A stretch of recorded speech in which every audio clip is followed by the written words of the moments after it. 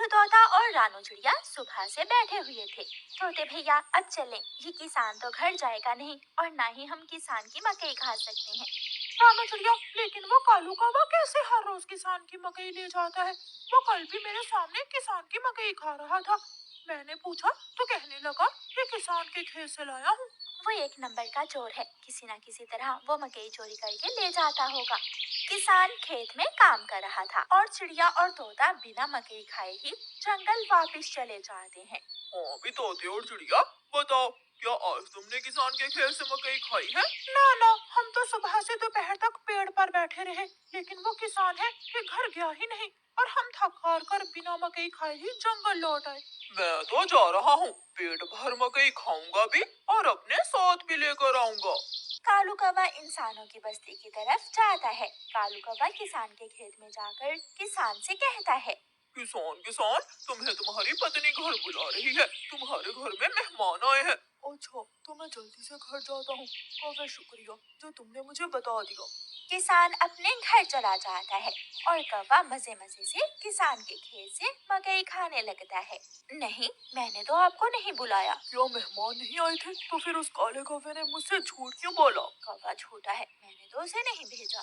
कौवा पेट भरकर मकई खाता है और कुछ मकई अपने साथ लेकर वापस जंगल लौट जाता है। कौवे कौवे, एक मकई का भुट्टा मुझे भी दे दो। ना ना, मैं तो मकई का भुट्टा किसी को नहीं दूंगा, बहुत मुश्किल से लाया हूँ मैं। कौवा चिड़िया के सामने बैठकर मकई का भुट्टा खा रहा था और चिड़िया के मुंह में पानी आ रहा था।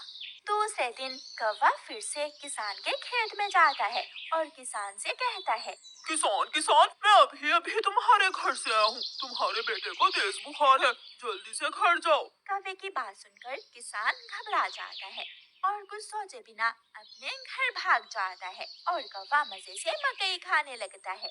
कहाँ है मेरा मुन्ना? मुन्ना तो बाहर खेलने गया हुआ है। क्या मेरा मुन्ना ठीक है? हाँ हाँ, मुन्ना तो बिल्कुल ठीक है। तो फिर इसका मतलब आज फिर उस शरारती कौवे ने मुझसे शरारत की है। उसने मुझसे कहा कि मेरे मुन्ने को बुखार है, मैं जल्दी घर जाऊं।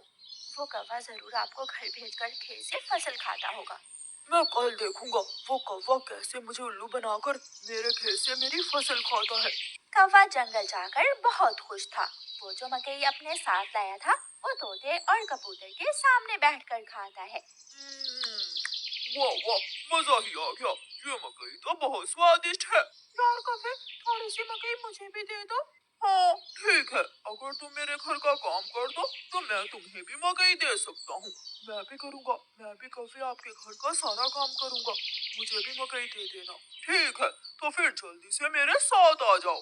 कौवा कबूतर और तोते को अपने घर ले जाता है। तोते, तुम जल्दी से मेरे घर की सफाई सुथराई कर दो और कबूतर तुम जल्दी से मेरे सारे बर्तन धो दो, फिर मैं तुम दोनों को मकई दूंगा।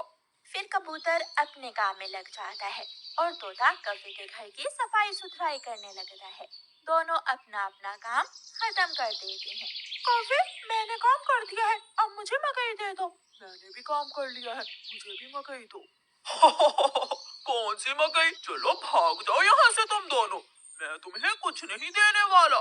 तुम धोखेबाज हो, तुमने धोखे से हमसे अपना काम करवाया और अब हमें भूखे ही भेज रहे हो। कबूतर और तोता वहाँ से चले जाते हैं।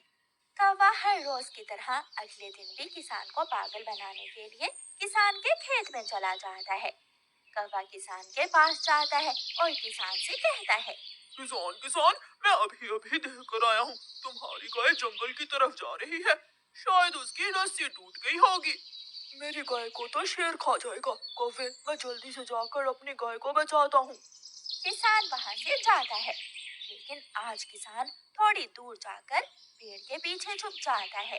कौवा किसान के खेत में जाकर मकई खाने लगता है। तो ये कौवे का बच्चा इसलिए मुझे हर रोज किसी न किसी तरह खेत से खेल देता है।